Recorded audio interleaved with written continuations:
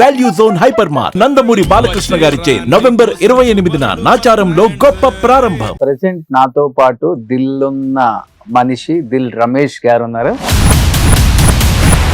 ఒక మంచి డైలాగ్ చెప్పొచ్చు కదా. రోషన్ ఇంటర్వ్యూకి వెళ్తున్నానంటే చాలా మంది పెద్ద వ్యూవర్షిప్ ఉంది, అసలు దాంట్లో నీకు వచ్చే ఇది వేరేగా ఉంటదని చెప్పారు. ఓకే, నేను కూడా కొన్ని సినిమాల కంటే ఎక్కువ పేరు ఇంటర్వ్యూ ద్వారా వస్తుందని నేను నమ్మి వచ్చాను. Thank you so much.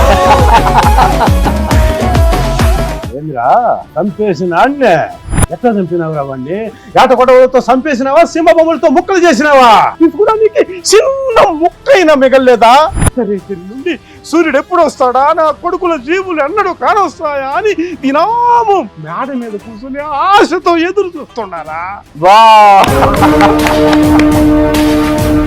ఏం చెప్తారు ఈ 27 years జర్నీ గురించి? 280 మంది రెసిడెన్షియల్ ఉన్న కృష్ణ చైతన్య రెసిడెన్షియల్ అనే స్కూల్ ని 12 lakhs కి అమ్మేసి తెచ్చాను నేను. తర్వాత తెలిసింది అన్నపూర్ణ స్టూడియో దగ్గర ఒక రోజంతా ఉండి గేట్ లో నుంచి లోపలికి వెళ్ళలేక అక్కడ వచ్చి వెయిట్ చేస్తున్నప్పుడు నేను మొట్టమొదటిసారిగా చూసిన యాక్టర్ చంద్రమౌళి గారు. ఆయన ఏంటంటే నేను ఇదే చెప్పాను, ఇట్లా వదిలేసి వచ్చాను సార్ నేను, పండబూతుని తిట్టాడు.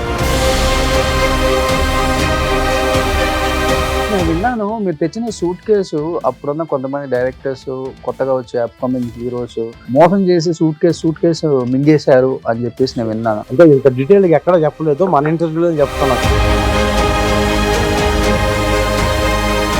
చిన్న క్యారెక్టర్స్ చేసుకుంటున్నప్పుడు వచ్చే రెమ్యునరేషన్ జాగ్రత్త పరుచుకొని కొన్న ఆస్తులేనా ఇక్కడ ఫామ్ హౌస్ బాగున్నాయి కదా మీరు? ఏం చెప్పాలా, ఆడియన్స్ అంతా నిజం అనుకోని ఐటీ వాళ్ళు ఏం రాలే, అంత వైటేగా.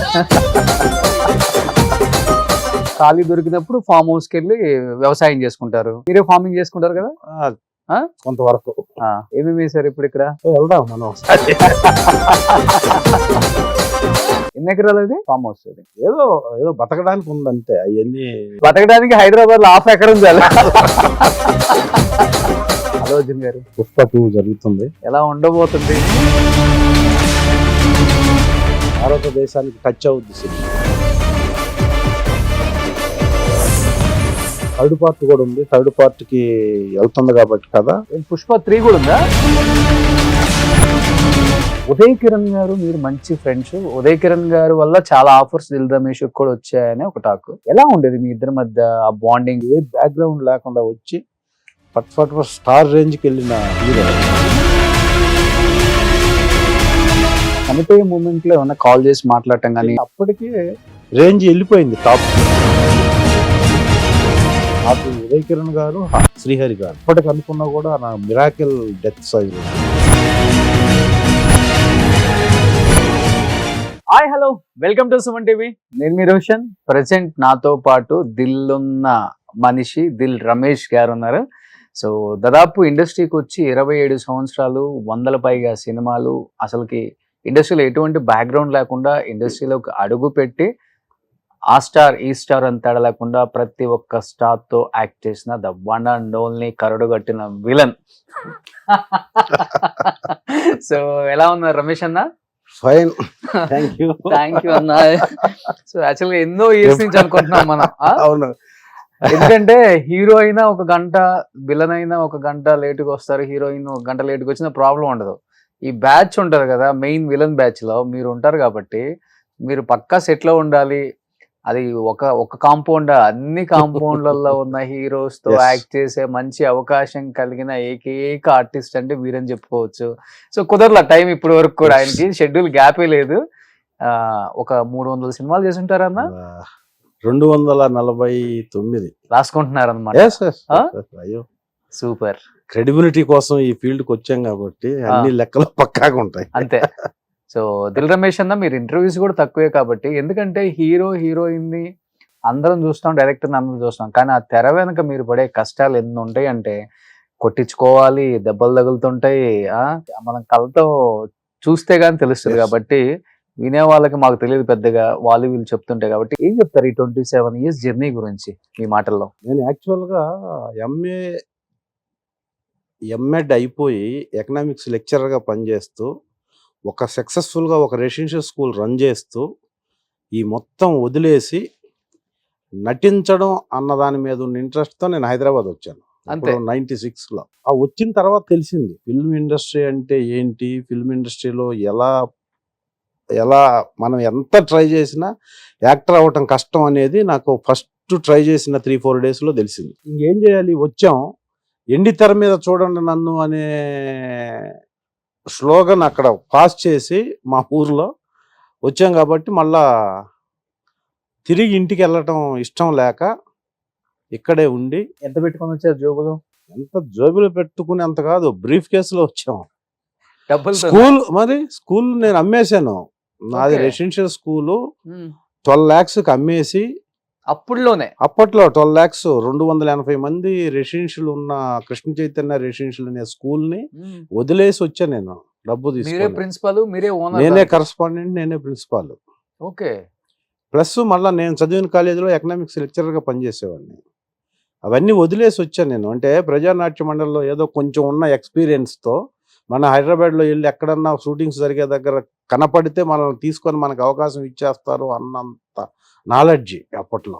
96, 97లో. ఈ సూట్ కేసు పట్టుకొని ఇంకా హైదరాబాద్ అంతా స్టూడియోల చుట్టూ తిరిగేస్తున్నారు అన్నమాట. అలా లేదు కానీ వచ్చేసి నేను ఒక ఫ్యామిలీ, ఒక డబుల్ బెడ్రూమ్ ఫ్లాట్ రెంట్కి తీసుకొని అంతా సెటప్ చేసుకొని ట్రై చేద్దాం. ఇంకా ఇప్పుడు డెఫినెట్గా మనకి పెద్ద టైం ఏం పట్టదు, వెళ్ళిపోయి ఏదో డైరెక్టర్ కనపడితే మన క్యారెక్టర్ ఇచ్చేస్తాడు, మనకి ఎలాగో స్టేజ్ ఎక్స్పీరియన్స్ ఉంది కాబట్టి చేసేస్తాం, బ్రేక్ వచ్చేస్తుంది, అసలు ఇంక మనం అంతా స్క్రీన్లో కనపడటమే ఊర్లో అన్న ఫీలింగ్తో వచ్చాం. అన్నిటికి మించి సూట్ కేసు ఉంది, డబ్బులు సూట్ కేసు ఉంది, సరే మనకి ధైర్యం ఉంది. అది ఓకే. తర్వాత తెలిసింది అన్నపూర్ణ స్టూడియో దగ్గర ఒక రోజంతా ఉండి, గేట్లో నుంచి లోపలికి వెళ్ళలేక ఫిల్మ్ ఛాంబర్లో ఒక రోజంతా ఉండి ఒక ఆర్టిస్ట్ చెప్పిన విధానం అదంతా చూసి మైండ్ ఒక్కసారి ఫ్రీజ్ అయిపోయింది. ఇలా అతను నాకు చంద్రమౌళి అని ఒక ఆర్టిస్ట్, పేరు చెప్పాలి, ఈ మధ్యన ఆయన స్వర్గస్థులు అయ్యారు. ఆయన నేను ఫస్ట్ టైం చూశాను అక్కడ ఫిల్మ్ ఛాంబర్లో. నేను ఊర్లో ఉన్నప్పుడు ఆయన కూడా పెద్ద ఆర్టిస్ట్, పెద్ద యాక్టర్ నా దృష్టిలో. ఎందుకంటే ముత్యాల సుబ్బయ్య గారి సినిమాల్లో, చాలా సినిమాల్లో నేను చూస్తుండేవాడిని. నా ఇమాజినేషన్ ఏంటంటే హైదరాబాద్ సిటీలో తను కూడా ఒక కారులో తిరుగుతుంటాడు అని నేను అనుకున్నది. నేను ఫిల్మ్ ఛాంబర్లో ఒక గేట్ దగ్గర అన్నపూర్ణ స్టూడియోలో ఒక రోజంతా వెయిట్ చేసి, ఇది కాదు, ఇది ఎవరో చెప్తే ఇక్కడ ఉంటే ఉపయోగం లేదు, ఫిల్మ్ ఛాంబర్ అని ఉంది, అక్కడికి వెళ్ళు, అక్కడ ఫిల్మ్ ఆఫీసులు ఉంటాయి, అక్కడ మీకు డైరెక్టర్ లాగా కనపడిస్తారని చెప్తే అక్కడ వచ్చి వెయిట్ చేస్తున్నప్పుడు నేను మొట్టమొదటిసారిగా చూసిన యాక్టరు చంద్రమౌళి గారు, పెద్ద ఆయన లోనా మీద వచ్చాడు. చిన్నది లోనా, టీవీఎస్ 50 కూడా కాకుండా లోనా అని ఒక బండి చిన్నది, ఆ బండి మీద వచ్చాడు. నాకు ఆయన చూడగానే వితిన్ సెకండ్స్లో ఫీజులు ఎగిరిపోయి, నేను లోనా, అసలు ఆయనైనా కాదా అని చెప్పేసి దగ్గరికి వెళ్ళి కన్ఫర్మ్ చేసుకొని ఆయన తెలిసిన తర్వాత ఆయన బూతులు తిట్టి నన్ను, సార్ మీరు యాక్టర్ కదా అని అంటే, అవును అయితే ఏంటని ఆ సిసి ఆఫీస్కి వెళ్ళి మళ్ళీ వచ్చిందా గంట సేపటికి వస్తే అప్పటి వరకు వెయిట్ చేసి ఆయన అడిగితే, నువ్వేంటంటే నేను ఇదే చెప్పాను, ఇట్లా వదిలేసి వచ్చాను సార్ నేను అని. 100 బూతులు తిట్టాడు ఆయన. ఎందుకు వస్తారాయా మీరు, మేము ఇలాగే వచ్చి ఇదిగో ఇలా కాదు సార్, మీరు చాలా సినిమాల్లో చూసాము, ఈ లోన మీద వచ్చారేంటి సార్ అన్న. ఫస్ట్ ఆయన అన్న డైలాగ్, వీళ్ళు ఇచ్చే ఒక ఫిగర్ చెప్పాడు, ఒక అమౌంట్ చెప్పి రోజుకి నాకు ఇంత ఇస్తారు, ఆ అమౌంట్కి మేము దీని మీద తిరగటం ఎక్కువ, నేను ఇంకా బెటరు దీని మీద తిరుగుతాను, చాలా మందికి ఇది కూడా లేదు అని వెళ్తుంటారు, నేను ఇంకా బెటర్ పొజిషన్లో ఉన్నాను కాబట్టి ఈ బండి మెయింటైన్ చేస్తున్నాను అని. మీరు వెళ్ళిపోండి, మీరు చదువుకున్నారు, చక్కగా స్కూల్ అంటున్నారు, కాలేజీ అంటున్నారు, లెక్చరర్ అంటున్నారు, మీకేం కర్మమ్మా ఇది, ఇమ్మీడియట్గా వెళ్ళిపోయి అది మెయింటైన్ చేసుకోండి, ఇక్కడ ఏమీ కాదు, ఏమీ జరగదు అని చెప్పి చాలా నెగిటివ్గా గంట సేపు చెప్పి వెళ్ళిపోయాడు ఆయన. సో అప్పుడు ఏం చేయాలని అర్థం కాని పొజిషన్లో ఏదో ఒకటి చేయాలి సిటీలో ఉండని, ఇమీడియట్గా ఎడ్యుకేషన్ క్వాలిఫికేషన్ ఉంది కాబట్టి సోమాజీ కూడా ఈనాడులో జూనియర్ మార్కెటింగ్ ఆఫీసర్గా వితిన్ 1 వీక్లో నేను వేరే రికమెండేషన్తో ఇంటర్వ్యూ చేసి ఇంటర్వ్యూలో సక్సెస్ అయ్యి అక్కడ ఎంప్లాయీగా జాయిన్ అయ్యాను.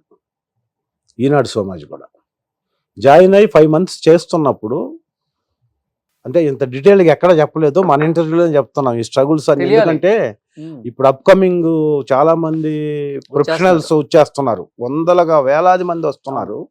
ఈ స్ట్రగుల్ ఇప్పుడు ఉంది, అదే ఇప్పుడు ఇంకా ఎక్కువ ఉంది స్ట్రగుల్. సో నేను ఈనాడులో జాయిన్ అయిన 5 months అయిన తర్వాత రెగ్యులర్ అవుతున్న టైంలో నాకు మా కొలిగ్ ఒక అతను వేరే ఫిల్మ్ ఇండస్ట్రీకి సంబంధించిన ఒక ల్యాబ్ ఉంది, చిన్న ల్యాబ్. ఆ ల్యాబ్లో ఒక చిన్న ఇంటర్మీడియట్ చదివిన కుర్రోడు కావాలంట, ఏదో ఆర్గనైజ్ చేయడానికి ఒక అసిస్టెంట్ మేనేజర్గా. నీకు తెలిసిన వాళ్ళు ఎవరన్నా ఉంటే నా పేరు చెప్పి అక్కడికి ఇంటర్వ్యూకి పంపి సెలెక్ట్ అయితే తీసుకుంటారు వాళ్ళు అని చెప్పాడు. ఏంటంటే అతను చెప్పింది ఫిల్మ్ ఇండస్ట్రీకి సంబంధించిన ల్యాబ్ ఒకటే చెప్పాడు. ఫిల్మ్ ఇండస్ట్రీకి సంబంధించింది అయితే మనం వెళ్ళిపోవచ్చు కదా అని చెప్పి సండే నేను వెళ్ళాను డైరెక్ట్గా ఆ అడ్రస్ను పట్టుకొని ఆ ఇంటర్వ్యూకి.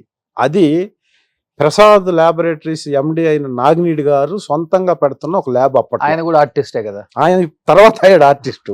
అప్పుడు ప్రసాద్ ల్యాబ్ ఎండి ఆయన. నేను వెళ్ళి ఆయనతో డైరెక్ట్ ఫేస్ టు ఫేస్ మాట్లాడినప్పుడు ఆయన నేనే ఈ ల్యాబ్ పెడుతున్నాను, నువ్వెవరు ఏంటంటే ఇట్లా సో చెప్పాడండి, నేను చేస్తాను మీ దగ్గర. అంటే నువ్వేంటి అని అంటే నేను ఈ మొత్తం చెప్పేశాను. ఇంత హైలీ క్వాలిఫైడ్ పర్సన్ నాకు అవసరం లేదు, పైగా నువ్వు అసలు అవసరం లేదు, సినిమా పిచ్చున్నోడివి, నాకు సినిమా ల్యాబ్కు సంబంధించిన వర్క్ చేయాలి తప్ప సినిమా పిచ్చున్నోడు నాకు పనికిరాడు ఇక్కడ, కాబట్టి నువ్వు అన్ఫిట్, నువ్వు వెళ్ళిపో నువ్వు అని చెప్పాడు. చెప్తే నేను ఎక్స్ప్లెనేషను, నేను ఎందుకు వచ్చాను, ఏమవుతాను నేను, ఇదంతా ఎక్స్ప్లెయిన్ చేసిన దాంట్లో ఆయనకు నచ్చినా కూడా ఆ జాబ్ ఇవ్వటం ఇష్టం లేక ఆయన ఏం చెప్పాడంటే ఫర్ మంత్ 1300 ఇస్తాను, అప్పట్లో city bus pass 180 rupees, general city bus pass 180 rupees, plus నువ్వు దూరం నుంచి వస్తావు కాబట్టి దిల్షుక్ నగర్ నుంచి పంజాగుట్ట, ఇప్పుడు Panjagutta police station back side ఇప్పుడు పెట్రోల్ బంక్ ఉంది, సేమ్ ప్లేస్లో 4 floors బిల్డింగ్ ఉండేది అప్పుడు. దాంట్లో ఫస్ట్ ఫ్లోర్లో ఆయన రెసిడెన్సీ, గ్రౌండ్ ఫ్లోర్లో ల్యాబ్. ఓకే, ఇంత దూరం నువ్వు రావాలంటే నీకు కొంచెం ప్రాబ్లం అవుతుంది, 180 రూపాయలు బస్ పాస్కి ఇచ్చి 1300 శాలరీ ఇస్తాను, ఏంటి నీ పొజిషన్ అంటే ఎప్పటి నుంచి రమ్మంటారు సార్ అని చెప్పి వితౌట్ ఇంటిమేషన్లో ఈనాడులో ఇంటిమేట్ చేయకుండా మళ్ళీ ఈ ల్యాబ్లో జాయిన్ అయ్యాను నేను, ఇంట్లో కూడా తెలియకుండా. ఏదో ఒక అవకాశం వస్తుంది ఇక్కడ ఉంటే. సినిమా ఇండస్ట్రీ అనేది ఆయనకు చెప్పాను నేను, సార్ నేను వర్క్ చేస్తాను, మీకు కాన్ఫిడెన్స్ లేకపోతే నన్ను ఏ రోజు మానేయమంటే ఆ రోజు మానేస్తాను, మీకు నా వర్క్ మీద కాన్ఫిడెన్స్ ఉండి నేను డెవలప్ చేస్తున్నానని నమ్మితే ఎప్పుడన్నా మీరు నాకు హెల్ప్ చేయాలనుకుంటే నేను ఇది సార్, నేను ఇలా వచ్చాను, ఇందుకు వచ్చానని క్లియర్గా చెప్తే నేను జీవితంలో హెల్ప్ చేయను, చేసినా అది అవ్వదు, ఇక్కడ యాక్టర్ అవ్వడం అనేది చాలా కష్టమైన పని, అది జరగదు, నువ్వు ఎంప్లాయీగా ఉంటానని డిసైడ్ అయితే రా, లేకపోతే లేదని చెప్పి ఆ ఫైనల్గా ఈ శాలరీకి ఎలాగో జాయిన్ అవ్వడం చెప్పాడు ఆయన. అంత పెద్ద స్కూలు, ప్రిన్సిపాల్, కరస్పాండెంట్, అమ్మొచ్చి సూట్ కేసు డబ్బులు, తీరా చూస్తే 1100కి జాయిన్ అప్పటికి తెచ్చిన డబ్బులు చాలా అయిపోవడం అంటే నేను విన్నాను. మీరు తెచ్చిన సూట్ కేసు అప్పుడున్న కొంతమంది డైరెక్టర్స్, కొత్తగా వచ్చే అప్కమింగ్ హీరోస్ మోసం చేసి సూట్ కేసు మింగేశారు అని చెప్పేసి నేను విన్నాను. అసలు సమస్య లేదు, ఒక్క రూపాయి కూడా నేను అలా ఎక్కడ ఎవ్వరికి. అవకాశాల కోసం డబ్బు పెట్టండి, అప్పుడు ఎక్కువ ఉండేది, అవకాశం కావాలంటే డబ్బు ఇవ్వాలి మనం. అవునవును, ఇప్పుడు డబ్బు తీసుకుంటున్నాం, కానీ మీ టైంలో అంతా డబ్బు ఇవ్వాలి, ఇవ్వాలి. ఇప్పుడు కూడా ఉంది అనుకోండి, ఇప్పుడు కూడా ఉంది, ఇప్పుడు ఇంకా ఎక్కువ ఉంది అది, కానీ అది ఎప్పుడు ఉంటది ఇండస్ట్రీలో. ఎందుకంటే ఈ క్రియేటివ్ ఫీల్డ్ లో ఇది ఓషన్, దీంట్లో ఒక లిమిటేషన్ లేకుండా వస్తుంటారు కాబట్టి మోసపోయేవాళ్ళు మోసం చేస్తుంటారు, మోసపోయేవాళ్ళు ఉన్నంత వరకు మోసం చేసేవాళ్ళు ఉంటారు. అది వాళ్ళ తప్పు కాదు, వీళ్ళ తప్పు కాదు. బట్ నేను ఎక్కడ 1 రూపీ కూడా, ఈవెన్ సింగిల్ రూపీ కూడా నేను ఎవరి దగ్గర మోసపోలేదు, ఎవరికి ఇవ్వలేదు. మరి స్కూల్ మీద వచ్చిన డబ్బులన్నీ తీసుకొచ్చారు, మరి ఏం చేసేసారు ఇక్కడ హైదరాబాద్ లో? మరి సినిమా ఏమైనా తెద్దాం అనుకున్నారా? లేదు, నేను తెచ్చింది పెద్ద అమౌంట్ కదా, అప్పుడు 10-12 లక్షలు తెచ్చాను, పెద్ద అమౌంట్ కదా అప్పుడు. అవును, అప్పుడు నేను ఈ మెయింటెనెన్స్ కి వాటికి పోగా నేను వేరే సైట్లు తీసుకున్నాను. అప్పుడే ఇండస్ట్రీకి రాకముందే నేను ఒక సైట్ కొన్నాను, ఆ సైట్కి ఆ డబ్బులు పెట్టాను. తెలుసు, నాకు అర్థమైపోయింది ఇది ఇంకా నేను యాక్టర్ అవ్వటం అనేది ఇది ఇంపాసిబుల్. ఇది అయితే నేను అప్పటికి మ్యారీడ్, నేను ఎలాగో సిటీకి వచ్చాను కాబట్టి సిటీలో లైఫ్ లీడ్ చేయాలంటే మనకు ఓన్ హౌస్ ఉండటం కోసం ఏం చేయాలి అని అప్పుడే ఆలోచించి అప్పుడే నేను కుకుట్పల్లి హౌసింగ్ బోర్డులో ఇప్పుడు ఫోరం మాల్ ఉన్నదాని బ్యాక్ సైడ్ నేను అప్పుడే సైట్ తీసుకున్నాను. ఓకే, సైట్ పెద్ద 5 floors ఇల్లు మీదేనా? 5 floors పెద్దది కాదు, కానీ హైదరాబాద్లో లావిష్గా లైఫ్ లీడ్ చేయడానికి కావాల్సిన ఎన్విరాన్మెంటల్లో ఫిక్స్ చేసుకున్నాం అది. ఓకే, సో అది నేను 2000 కంటే ముందే అక్కడ సైట్ తీసుకోవడం, అలా డబ్బులు ఇన్వెస్ట్ చేశాను తప్ప నన్ను ఎవరు మోసం చేయలేదు, నేను ఎక్కడ మోసపోలే. కానీ నాకు తెలిసి ఇది అంటే అలా డబ్బులు పెట్టి యాక్టర్ అవ్వాలనేది ఇంపాసిబుల్. ఇక్కడ మన వర్త్, మన ఆత్మవిశ్వాసంతో, అంటే self confidence, self defence, self satisfaction, ఈ 3 వదిలేస్తే యాక్టర్ అయినా నువ్వు కోట్లు సంపాదించిన వేస్టే నా దృష్టిలో. అప్పటి నుంచి చదువుకున్నారు కాబట్టి మీరు. ఇప్పటికి కూడా సెల్ఫ్ కాన్ఫిడెన్స్, సెల్ఫ్ సాటిస్ఫాక్షన్ లేకుండా నువ్వు ఎన్ని 100 కోట్లు ఉన్నా కూడా వేస్టే. ఎందుకంటే డబ్బు మనల్ని కాపాడేంత వరకు ఉండాలి తప్ప మనం దాన్ని కాపాడేంత స్టేజ్కి వెళ్ళిపోయిన తర్వాత టెన్షన్ లేదు. అవును, అది వేస్ట్. అది నాకు మొదటి నుంచి ఉంది కాబట్టి నేను ఎక్కడ ఎవరిని ఇలా బ్లేమ్ చేసే వాళ్ళ దగ్గరకు దరిదాపులకు కూడా వెళ్ళలేదు. అందుకని నాగిరెడ్డి గారికి నేను క్లియర్గా ఎక్స్ప్లెయిన్ చేయటంలోనే ఆయనకి నచ్చి ఈ కుర్రోడు బాగానే ఉన్నాడు చూద్దామని చెప్పి పెట్టుకున్నాను. నన్ను పెట్టుకున్న తర్వాత నేను ఆ ల్యాబ్లో దాదాపు 2.5 years వర్క్ చేశాను. 2.5 yearsలో ల్యాబ్ చాలా డెవలప్ అయింది. 15-20 మంది స్టాఫ్ వచ్చారు. దానికి ల్యాబ్ ఇప్పటికీ రన్ అవుతుంది. అలా నేను చేస్తున్న ప్రాసెస్లో నేను ఒక ఆల్బమ్ తయారు చేసుకొని నాకు ఉన్న వర్క్ ఎక్స్పీరియన్స్, ఈ మేనేజర్సు, స్టిల్ ఫోటోగ్రాఫర్సు, ప్రొడ్యూసర్స్ వీళ్ళందరూ నాకు పరిచయం. అప్పుడు నన్ను ల్యాబ్ రమేష్ అనేవాళ్ళు. ఆయన దగ్గరికి వెళ్తాం. ఆయన ల్యాబ్ హెవీగా సక్సెస్ అయ్యి 2 బ్రాంచీలు అయినాయి. ఆదిత్య మైత్రివనంలో ఆదిత్య కాంప్లెక్స్లో ఒక బ్రాంచ్ పెట్టాం. అప్పుడు టోటల్గా 2కి నేనే ఇన్ఛార్జ్. ఓకే. సో ఆ డెవలప్ అయిన ప్రాసెస్లో నా ఎయిమ్ ఇది కాబట్టి నాకు ఒకసారి సీతారాముల కళ్యాణం చూత్తమరారని అనే సినిమా నేనే ప్రాసెసింగ్ ప్రింటింగ్ మా ల్యాబ్లో జరిగినప్పుడు వైవిఎస్ చౌదరి గారు ల్యాబ్కి వచ్చారు. వైవిఎస్ చౌదరి దగ్గర రాజా అని ఒక స్టిల్ ఫోటోగ్రాఫర్ ఉంటారు. ఆయన నాకు అప్పుడు బాగా క్లోజ్, అందరూ క్లోజు, ఆయన ఎక్కువ క్లోజ్ అనమాట. సో ఆయన పట్టుకొని వైవిఎస్ చౌదరి గారికి పరిచయం చేయించిన తర్వాత ఆయన అప్పుడు 2వ సినిమాకి ప్లాన్ చేస్తున్నాడు, సీతారామరాజు. 98 సెప్టెంబర్ 13వ తేదీ స్టార్ట్ అయింది అది. ఆ సినిమాలో నాగార్జున హరికృష్ణ గారి ఇంట్లో ఒక 5-6 మంది కుర్రోళ్ళు ఉంటారు. దాంట్లో ఇతను ఎక్స్పీరియన్స్ బాగా టెస్ట్ చేశారు నన్ను. ఒక వీడియో పెట్టి వీడియో షూట్ చేసి ఇవ్వచ్చు మనం అని చెప్పి కన్ఫామ్ చేసి, ఒక 40 days ఉంటుంది నీకు మొత్తం సినిమాలో, మరి జాబ్ని ఏం చేస్తావంటే మళ్ళీ నాగిరెడ్డి గారి దగ్గర కూర్చొని ఇది ఫుల్ స్వింగ్లో ఉంది ల్యాబ్, నేను మానేస్తున్నాను సార్ అని చెప్తే, ఎందుకు ఏంటంటే ఆయన దగ్గర మళ్ళీ క్లారిఫికేషన్ తీసుకొని ఇంట్లో కూడా చెప్పి నువ్వు డెసిషన్ తీసుకో. అప్పటికెంత నా శాలరీ 25,000. 2.5 years నేను 25,000 వెహికల్, ఒక స్కూటర్, నాకు పెట్రోలు, హౌస్ రెంట్ ఇదంతా కంపెనీ బేర్ చేసే స్టేజ్కి వచ్చింది ల్యాబ్. చాలా బాగా చూసేవాడు నన్ను ఆయన. సో ఆ స్టేజ్లో వెళ్ళి మళ్ళా సార్ ఏంటి నాకు ఇట్లా అవకాశం వచ్చింది, నన్ను ఏం చేయమంటారు అంటే ఆయన చాలా జెన్యున్గా, ఒకప్పుడు మొబైల్ లింక్ అని ఒక పేజీ ఉండేది, సెల్ ఫోన్లు అప్పుడప్పుడే వస్తున్నాయి, సెల్ ఫోన్లు కొనే స్టేజ్ ఉందో లేదో తెలియకుండా సెల్ ఫోన్ కొని అంత ఇన్వెస్ట్ చేయడం కష్టం అని చెప్పి ఫస్ట్ నన్ను సినిమా ఇండస్ట్రీకి ఫస్ట్ నా 1998 సెప్టెంబర్ 13 షూట్కి వెళ్ళే ముందు రోజు మొబైల్ లింక్ పేజర్ కొనిచ్చి, ఇది పెట్టుకొని ఇంట్లో ఎక్కడో ఫోన్ ఉంటే కాదు, సినిమా వాళ్ళు ఎప్పుడంటే అప్పుడు ఫోన్ చేస్తుంటారు, కమ్యూనికేషన్ ఉండాలని ఒక మొబైల్ లింక్ పేజర్ కొనిచ్చి 2500 పెట్టి నన్ను షూట్కి పంపించాడు ఆయన. ఇప్పటికి అదే బాండింగ్ ఉందా మీ ఇద్దరి మధ్య? సో మీరేమో కొంచెం ముందు అయ్యారు, ఆయన కొంచెం లేట్గా అయ్యారు, అంతకుమించి ఏం లేదు. ఆయన కొడితే ఆ మర్యాద రామన్న సినిమాతో ఎక్కడికో వెళ్ళిపోయారు. అవును, ఆయన బ్యాకప్ వేరు. ఆయన కూడా ఇన్ ద సెన్స్ ఆయన కూడా ఫస్ట్ యాక్టర్ కావాలని వచ్చాడు. వచ్చి ప్రసాద్ ల్యాబ్లో అలా అంచెలంచెలుగా ఎదిగి ప్రసాద్ ల్యాబ్ జనరల్ మేనేజర్ వరకు, జిఎం వరకు ఎదిగి, ఆ తర్వాత ఆయన అంబిషన్ యాక్టర్ కావాలి, యాక్టర్ అయ్యాడు, తర్వాత రిటైర్డ్ అయ్యాడు. ఓకే. ఇప్పుడు ఆయన ల్యాబ్ ఉందా? లేదు, ఆయన రిటైర్డ్ అయిపోయాడు ల్యాబ్లో నుంచి. ఓకే. ల్యాబ్లో ఆయన జిఎంగా ఎంప్లాయ్ కదా ఆయన. ఓకే. ఆ సర్టన్ ఏజ్ అయిపోయిన తర్వాత రిటైర్డ్ అయిపోయాడు. ఇప్పుడు హ్యాపీగా ఆయన ఫిల్మ్స్ చేసుకుంటున్నాడు. అంటే బేసికల్గా చూసుకుంటే మనం ఎక్కడ చూసుకున్నా హీరోకి వస్తుంది సినిమా అయిపోయిన తర్వాత ఆ టైటిల్తో, అల్లరి నరేష్, జయం రవి ఇలా వింటుంటాం. అలాంటిది దిల్ సినిమాతో ప్రొడ్యూసర్ కను దాంట్లో పనిచేసిన యాక్టర్కి మారిపోయింది అనమాట. ఆయన పేరు దిల్ రాజు, మీరేమో దిల్ రమేష్ అయిపోయారు. కూడా ఎక్కడో నేను దిల్ నితిన్ అవుతాడు అనుకున్నారు అందరూ. నేను యాక్టర్ గా కూడా ఎన్నో ప్లేసు, ఏదో ఒక చిన్న క్యారెక్టర్ అది.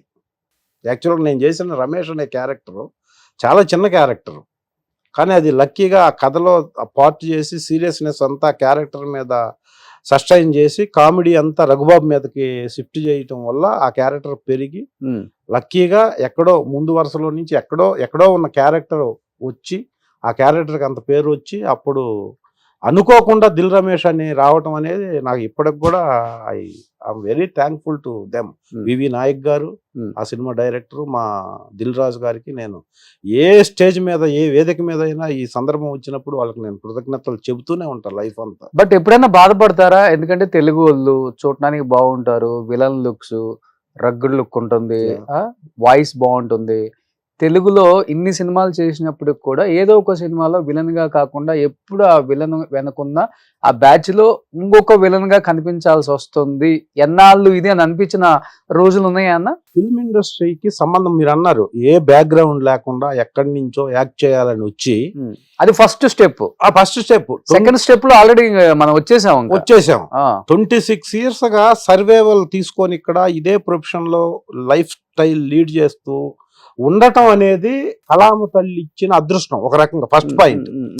ఎందుకంటే ఇంత టైం సస్టైనబిలిటీ ఉండాలంటే చాలా కాన్ఫిడెన్స్, మనకు చాలా ఫ్రెండ్ సర్కిల్, చాలా డెడికేషన్, సిన్సియారిటీ ఇవన్నీ ఉండాలి మనకి.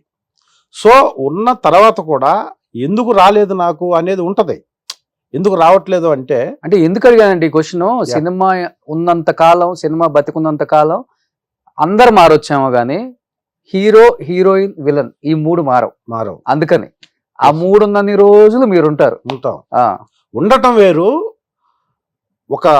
ఒక స్టేజ్ మీరు అన్నారు చూసారు, ఎందుకు నాకు ఫస్ట్ లీడ్ అంటే ఏదైనా ఫస్ట్ లీడ్ అనేది వస్తున్నారు వెళ్తున్నారు, ఇంతమంది వస్తున్నప్పుడు మనకి ఇచ్చేవాళ్ళు వచ్చేంత వరకు మనకు ఆ ఫస్ట్ లేయర్లో ఒక క్యారెక్టర్ ఆర్టిస్ట్గా టర్న్ అయిన తర్వాత ఇప్పుడు యాత్ర ఉంది సినిమా, నాకు సంబంధం లేకుండా నాకు ఒక హెవీగా ఎమోషన్, సెంటిమెంట్ ఉన్న క్యారెక్టర్ని డైరెక్టర్, ప్రొడ్యూసర్ కలిపి డిసైడ్ చేసి ఇచ్చారు. 43 రోజులు మమ్ముట్టి గారితో త్రూఅవుట్ క్యారెక్టర్ చాలా ఎమోషన్ ఉంటుంది ఆ సినిమాలో. ఆ క్యారెక్టర్ ఇచ్చారు. అది ఇస్తారని, ఆ క్యారెక్టర్ నేను చేస్తానని అంతకుముందు అనుకోలేదు. అలాగే మిర్చి, అంతకుముందు ప్రస్థానం, ఇలా చెప్పుకుంటా పోతే ప్రతి సంవత్సరం ఏదో ఒక సినిమా నా సస్టైనబిలిటీ నిలబెట్టి ఇంకొంచెం ఒక స్టెప్ ముందుకు తీసుకెళ్లే సినిమాలు వస్తాయి. కానీ దానికోసం మనం ఎంపర్లాడి దానికోసం పరిగెత్తి ఏవేవో చేసి ఇవన్నీ నేను చెయ్యను కూడా. నేను ఇందాక చెప్పాను చూసా, self respect, self confidence, self satisfaction, ఈ మూడుని వదిలేసి నేను ఏ పని చేయను. ఈ మూడుతో వెళ్తున్నప్పుడు లేట్ అవుద్ది. ఆ మూడు ఇండస్ట్రీలో కష్టం కదా మెయింటైన్ చేయడం. ఎందుకంటే మీరేమో బాగా చదువుకొని ప్రిన్సిపల్ రేంజ్ నుంచి ఇక్కడికి వచ్చారు. ఇండస్ట్రీలోనేమో కొంచెం చిన్న క్యారెక్టర్స్ చేసేవాడిని కొంచెం చిన్న చూపుగానే మాట్లాడతారు, చిన్న చూపుగానే చూస్తారు. మనం డైజెస్ట్ చేసుకోవడం కష్టం అవుతుంది. మీలాంటి వాళ్ళు అయితే ఎదురు తిరిగైన ఒక మాట అంటారు, లేకపోతే ఒక దెబ్బ కొడతారు. అలాంటివి కూడా జరిగి ఉంటాయి మీ లైఫ్. అంటే నేను ఫిక్స్ అయ్యాను రోషన్ భయ్య, ఎంత పొజిషన్ వస్తే అంతే. ఇప్పుడు ఫర్ సపోజ్ నేను నార్మల్ కారులో తిరుగుతున్నా, నువ్వు ఆడి కారులో తిరుగుతున్నావు. ఫోరం మాల్ దగ్గర నా ఇంటి దగ్గర స్టార్ట్ అయితే ఆడి కార్ అయినా అదే టైంకి వస్తుంది, ఇక్కడికి నార్మల్ కార్ అయినా అదే టైంకి వస్తుంది. కానీ బైక్లో ఉండకూడదు, మళ్ళీ కారులోనే ఉండాలి. నువ్వు ఇంకొంచెం నాకంటే కొంచెం లగ్జరీగా వస్తావు అంతే. సొసైటీలో కొంచెం క్రెడిబిలిటీ ఉంటుంది. సొసైటీ క్రెడిబిలిటీ నాకు నార్మల్గా ఉంటే చాలు.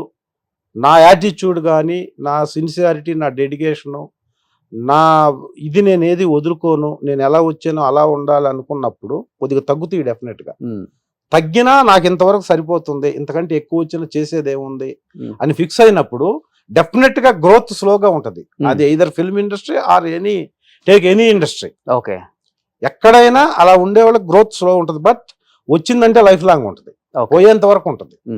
బట్ ఇప్పుడు ఈయన అన్నారు కానీ ఏదో చిన్న కార్ అని, నాకు తెలిసినంత వరకు పెద్ద పెద్ద విలన్స్ లేకపోతే కొత్తగా వచ్చిన హీరోలు కూడా అన్ని ఆస్తులు సంపాదించుండ్రు. హైదరాబాద్ కి 4 వైపులో ఫామ్ హౌస్లు ఉన్నాయి ఆయనకి. ఒక 10-15 ఇల్లులు ఉన్నాయి. తిరిగేయని పెద్ద పెద్ద కార్లే. పిల్లలు ఎక్కడ చదువుకున్నారు తెలుసా? ఒక అబ్బాయి టెక్సాస్, అమ్మాయి ఫ్లోరిడా, లేదు ఆస్ట్రేలియా సిడ్నీలో ఉన్నారు. ఎలా అన్నా అంటే చిన్న క్యారెక్టర్స్ చేసుకుంటున్నప్పుడు వచ్చే రెమ్యునరేషన్ జాగ్రత్త పరుచుకొని కొన్న ఆస్తులేనా? ఎందుకంటే నాకు తెలిసి పెద్ద పెద్ద విలన్స్ కూడా ఇన్ని ప్రాపర్టీస్ ఉండవు, అంత సంపాదించారు దిల్ రమేష్ అంటారు. ఇక్కడ ఫామ్ హౌస్ బాగున్నాయి కదా మీవి. ఏం చెప్పాలా మీకు, ఆడియన్స్ అంతా అనుకోని ఐటీ వాళ్ళు ఏం రాలే, అంత బయటేగా. హైదరాబాద్ లో బ్రతకడానికి ఇబ్బంది లేనంత ఉంది ఉమ్, నార్మల్గా. ఉమ్, పిల్లలు అంటారా, మా మిస్సెస్ పోస్ట్ గ్రాడ్యుయేషను, నేను ఈ అప్ అండ్ డౌన్స్ ఉన్న ఫీల్డ్లో ఎంత కష్టపడుతున్నా పిల్లల ఎడ్యుకేషన్ మాత్రం చాలా జాగ్రత్తగా మొదటి నుంచి సెంట్రల్ సిలబస్లో వేసి వాళ్ళని చదివించి వాళ్ళకై వాళ్ళు. అమ్మాయి టెక్సాస్ ఇక్కడ సిడ్నీ వెళ్ళింది, పీజీ చేసింది. లాస్ట్ ఫిబ్రవరిలో తనకి మ్యారేజ్ చేశాను. Hmm. బాబు టెక్సాస్లో ఈస్టర్న్ యూనివర్సిటీలో ఎంఐఎస్లో పీజీ ఫైనల్ సెమిస్టర్ చేస్తున్నాడు. ఓకే అదంతా whole credit goes to my missus. Okay తను టేక్ కేర్ ఆఫ్ దెమ్ అనమాట, వాళ్ళని Okay. చూసుకుంది. Hmm. అది అయిపోయింది. ఇంకా ఆస్తులు అంటారా, ఖాళీ దొరికినప్పుడు ఫామ్ హౌస్ కి వెళ్ళి వ్యవసాయం చేసుకుంటారు. ఇంకా మీరే ఫార్మింగ్ చేసుకుంటారు కదా. కొంతవరకు ఏమేమి వేశారు ఇప్పుడు ఇక్కడ? సో వెళ్దాం మనం ఒకసారి.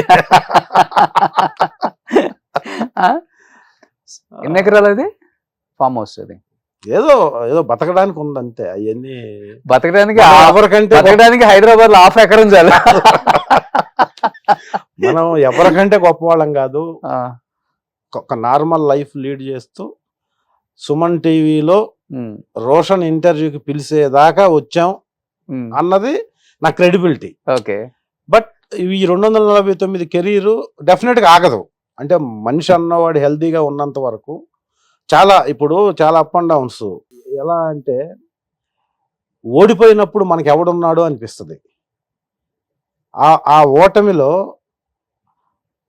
ఆత్మధైర్యం అన్నది నేనున్నాను, నువ్వు ముందుకెళ్ళంటది.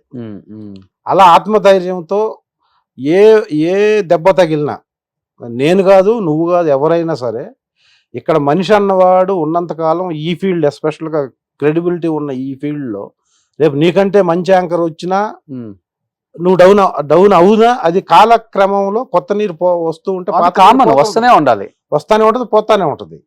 కానీ ఆ లోపు మనం చేసిన ఈ క్రెడిబిలిటీ, చేసిన ఈ సర్వీసు, ఇదంతా డిఫైన్. ఎందుకంటే ఎదిగామంటే పట్టం కన్ఫామ్.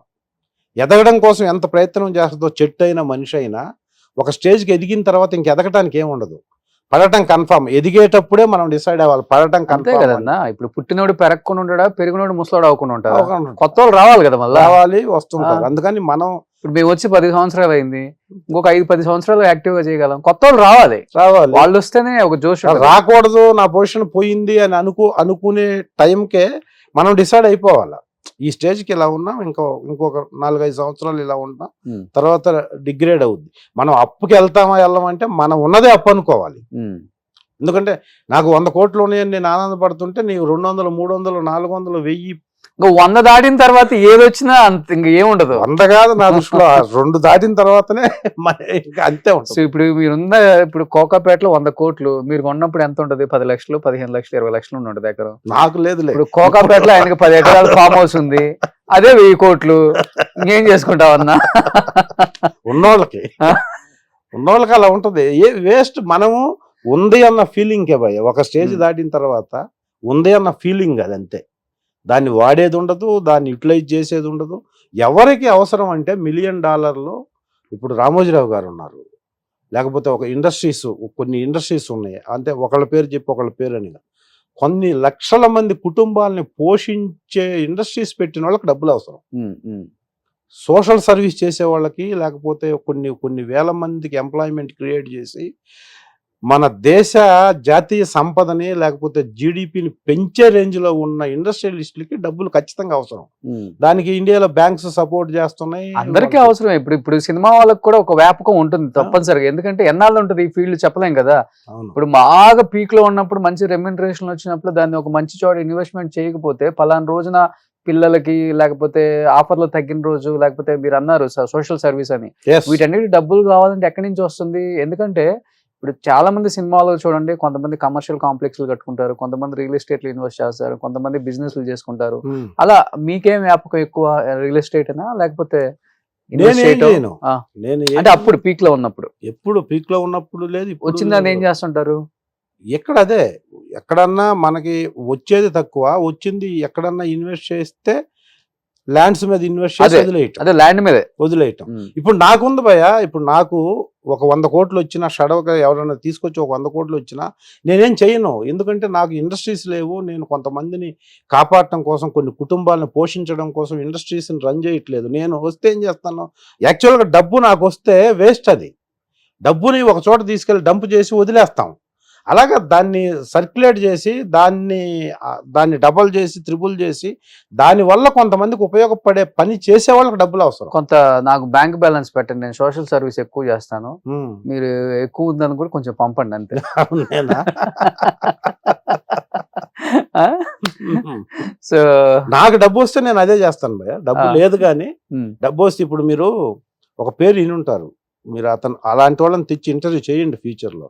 కొమర జాజీ అని ఒక పేరు విన్నారా మీరు? కొమర జాజీ అని ఒక అతను తన లైఫ్ మొత్తం సాక్రిఫైస్ చేసి అడవుల్లోకి వెళ్ళి అడవుల్లో ఉన్న ప్లాస్టిక్ డబ్బాలని, ప్లాస్టిక్ బాటిల్ని మొత్తం తీసేసి వర్షాకాలంలో కొన్ని లక్షలు విత్తన బంతులని విత్తనాలని సేకరించి జిల్లా కలెక్టర్ని వాళ్ళని టైఅప్ చేసి స్కూల్ పిల్లల్ని టైఅప్ చేసి తీసుకెళ్లి వర్షాకాలంలో కొన్ని లక్షల విత్తనాలు అడవుల్లో నల్లమల్ల ఫారెస్ట్లో చల్లుతుంటాడు. వేరే పని చేయడు అతను. ఎందుకు? ఆ వర్షాకాలంలో మొత్తం మొలుస్తాయి, వాటిని మళ్ళా వాటికి వాటరు, వాటిని సర్వైవల్ చేసి వాటిని బతికించి వాటిని పెద్ద చేయటం కోసం అడవిలోనే తిరుగుతుంటాడు అతను. ఓకే, సాక్రిఫైస్, లైఫ్ అంతా సాక్రిఫైస్ చేసి. ఇప్పుడు అలాంటి వాళ్ళకి నేను ఏదో చేయాలి అన్న ఆ ప్రయత్నంలో ఉన్నా. కొంతమంది ఫ్రెండ్స్, మా గ్రూపులు కొన్ని ఉన్నాయి. నాకు 30 years బ్యాక్ ఎడ్యుకేషన్ డిగ్రీ చేసిన గ్రూపుల్లో కొంత యాడ్ చేసి, అలాంటి వాళ్ళకి మనం ఏదైనా చేస్తే ఒక మనిషి 1000 మందితో సమానం. ఓకే, అలాంటి చేయాలని నాకు ఉంది. ఎక్కువ అలాంటివి చేస్తుంటారు మీరు కూడా? చేయాలని కొన్ని చేస్తుంటాం. ఇప్పుడు నాకు అతను అంటే నాకు విపరీతమైన అభిమానం. అసలు నల్లమల ఫారెస్ట్లో ఎప్పుడు తిరిగి బస్తాల్లో విత్తనాలన్నీ సేకరించి తీసుకెళ్ళిపోయి వర్షాకాలం వచ్చినప్పుడు ఎక్కడ పడతాడు చల్లేసి, చల్లిని మళ్ళా మొక్కలు అయినాయా లేదా, మొక్క మళ్ళీ బతికిందా లేదా, బ్రతికిన మొక్కను ఎలా కాపాడాలి, అది ఆయుర్వేదం వైద్యానికి ఉపయోగపడే ఎన్నో మొక్కలు సర్వనాశనం అయిపోయినాయి ఫారెస్ట్లో. మీరు ఇప్పుడు చెప్తుంటే గుర్తొస్తుంది, చాలా మంది ఆర్టిస్టులు చెప్పారు నాకు, హీరోస్, కొంతమంది విలన్స్. దిల్ రమేష్ షెట్లో ఉన్నారు అంటే చాలా ఫిలాసఫీ చెప్తారు, బాగా వినాలనిపిస్తుంది. హీరోలు అయితే అలా కూర్చోబెట్టేసుకుంటారు అని. బాగా మీకు చాలా ఫ్లెక్సిబుల్ అనుకున్నా, లేకపోతే వాళ్ళు మిమ్మల్ని ఫ్లెక్సిబుల్ గా ఉండే ఆర్టిస్ట్ అనుకున్నా, కంఫర్ట్ గా ఉండే హీరోస్ అంటే ఎవరని చెప్తారు మీకు? అందరితో వర్క్ చేశారు, ప్రభాస్, ఎన్టీఆర్, అల్లు అర్జున్, మహేష్ బాబు, వాళ్ళు వీళ్ళని లేకుండా అందరితో వర్క్ చేశారు. అందరూ కంఫర్ట్. బాలకృష్ణ గారు చాలా కంఫర్ట్ గా ఉంటారు నాతో. అంటే నేను చేసే క్యారెక్టర్లకి ఆయన నాకు ఇచ్చే రెస్పెక్ట్ కి అసలు ఎవరో కంపేర్ చేసుకోలేరు. ఈవెన్ బోయపాటి గారు కానీ డైరెక్టర్లో, అంటే ఎక్కువ మనతో మింగిల్ అయ్యి మన గురించి తెలిసిన వాళ్ళు చాలా చాలా రెస్పెక్ట్ ఇస్తారు.